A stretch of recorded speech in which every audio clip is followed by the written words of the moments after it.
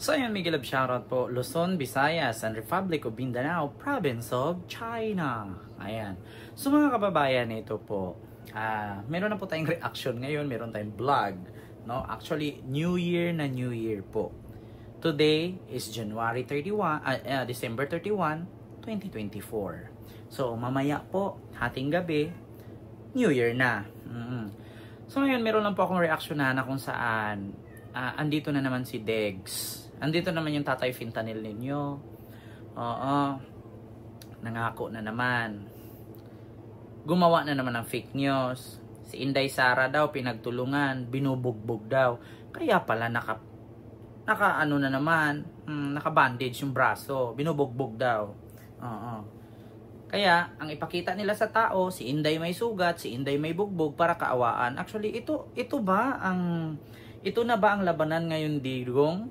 Dati, pag nangangampanya ka, puro ka bulakla, puro ka pang-asar, puro ka bulastugan, di ba lahat? Kahit sa interview, kahit sa debate, puro ka bulastugan, puro ka bulaklaan.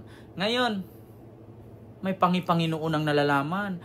Kung itugot sa Ginoo, sunod namong ikatulong tindog nga mo ni Re ng iyong presidente si Inday sa 2028. Kung papayagan daw ng Panginoon, na baka sa 2028 daw, presidente na daw. Si Inday. Ayan na naman, nangako ka na naman, Digong.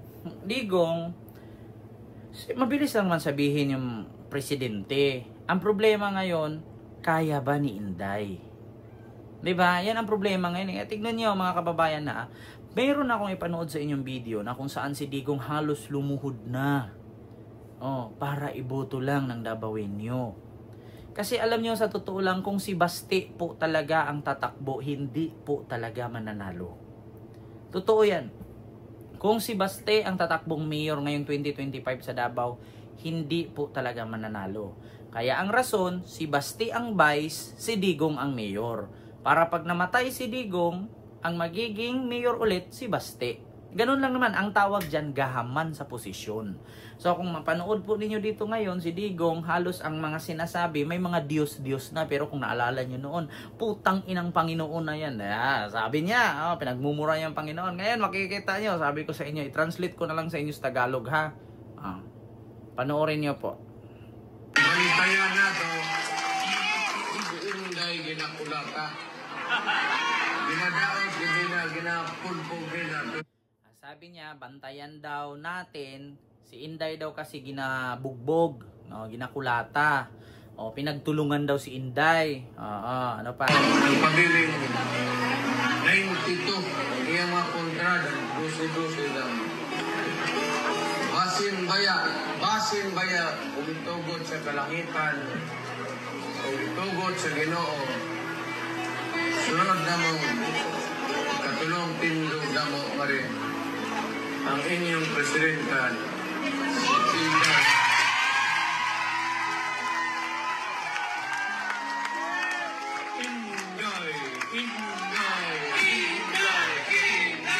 Wala na, ginawa ng uto-uto yung mga taga Davao.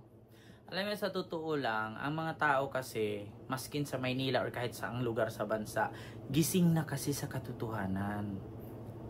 Wala naman sanang problema sa mga Duterte. Hindi sana mabuko ang kanilang mga ginagawa, hindi sana matawag doon,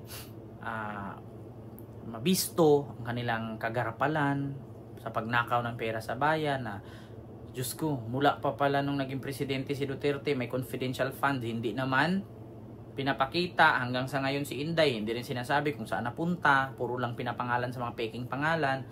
Kaya sila nabibisto. Pangalawa, pagdating sa Pogo, mga illegal na sugal, illegal gambling, mga kung ano-ano pang daming pamilyang nasisira, dawit sila. Pagdating din sa pagpasok ng droga, naku po, lahat po, dawit din sila. Kaya sa totoo lang, ito sa totoo lang, nung panahon ni Duterte, doon tayo sabihin natin, okay siya doon. Nung panahon ni Duterte, sabihin natin, magaling siya doon, kasi siyang presidente. Ngayon kasi wala siyang power. Kaya isa din yan sa rason na halos lumuhod na po si Digong at si Sara para lang iboto.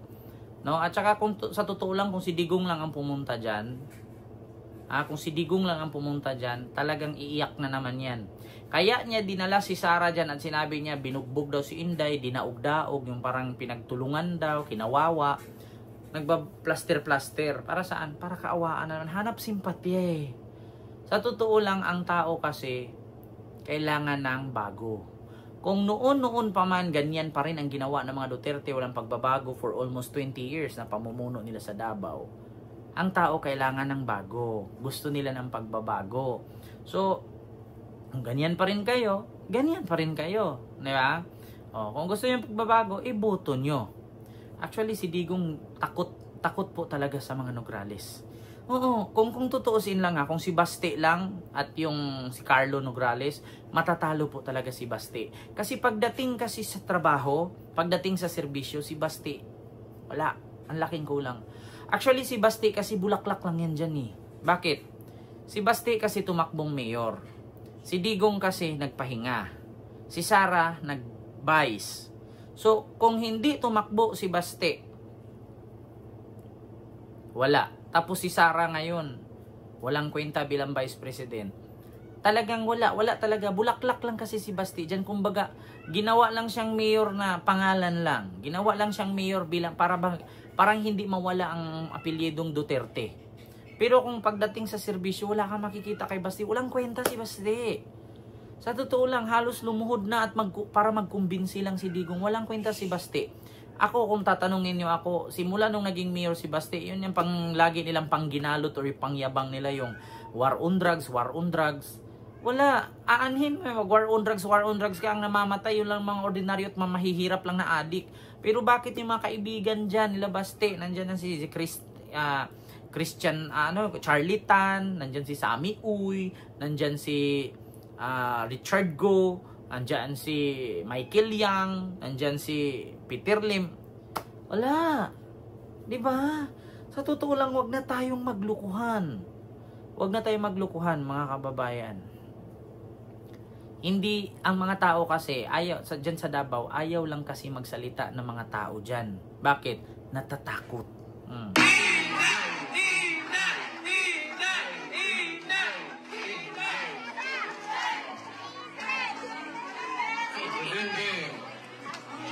Ngayon na lang, nakaduha mo, Duterte, umulo yung Ginoo. Tignan nyo, sa Mindanao daw, nagpapangako na naman sa Mindanao, inangkin na naman buong Mindanao. Hindi naman lahat ng buong Mindanao, Digong, suporta sa'yo, oy. Hindi lahat ng Mindanao suporta sa'yo, marami nang galit sa'yo, oy. Maskin nga sa lugar namin, hindi nga pabor sa'yo, liberal naman yung sa amin, mga liberal party, mga kakamping. Ikaw lang naman nagsabi na, Mindanao. Marami ba yung galit sa yung Muslim? Ganun, Digong. Mangako ka na naman. Na presidente na ako. Baka sa 2028, presidente din ang anak. Sabi ko sa inyo, hindi nyo kayang talunin. Si Leni palang mahihirapan na kayo. Si Leni Robredo palang mahihirapan na kayo. Huwag kang mangako, Digong. Hindi ka na nga atahabutan 2028 Mamamatay ka na. Kaya nga sa sobra ninyong kagahaman, kaya ka nag-mayor, si Baste nag-vice. Bakit? Kasi kung si Baste ang mag-mayor, ikaw ang mag-vice, may possibility, papel ka lang din at si Nograles din ang mananalo. Oo, sabihin natin mananalo ka bilang vice. Pero pagdating sa mayor, talo si Baste ni Nograles. Totoo yan. Kaya nga binaliktad mo ngayon, ikaw nag-mayor para pag mamatay, si Baste pa rin ang mayor kung sakaling manalo ka. Di ba? Ganyan kagahaman ang mga Duterte. Wala na, ang tao gising na. Alam na nila ang mga karakas ninyo. Kaya, so yun lang, mga kababayan, Luzon, Visayas, at Mindanao. Sara at Digong Duterte halos lumuhod na sa pagkumbinsi sa mga botante sa Davao City. Ganun na sila ngayon kadesperado. So yun lang, maraming salamat and see you next vlog. God first. Thank you.